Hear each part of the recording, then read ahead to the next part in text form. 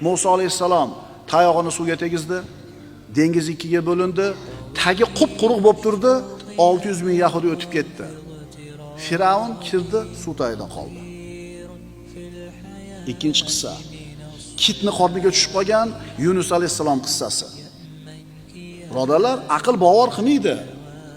Kit, o 50 tonna, 100 tonna. Bir marta ovqatlanganda 4-5 tonna ovqat yeydi. O 80-100 kilolik odam nima uni qorni uchun? Shunda yutdi, dengizdagi olib tushib ketdi. Hech qanaqa imkoniyat yo'q. Hatto hozir bo'lsa ham qutqarib qala olmaymiz. Shuncha texnologiyamiz bo'lib turib. Chunki havosizlikdan o'zi bir 2 minutda o'ladi, oshib borsa. Nima dedi? Fanada fi zulumati alla ilaha illa anta subhanaka inni kuntu minaz zolimin. Qorong'u zulmatlarda turib, hech iloh yo'q, magar o'zing bordirsan, ey poki Parvardigor, men o'zimga o'zim zulm qilib qo'ydim dedi. Alloh qutqardimi? Alloh al-Jabbar bo'lgan zot. Allohning aytgani bo'ladi.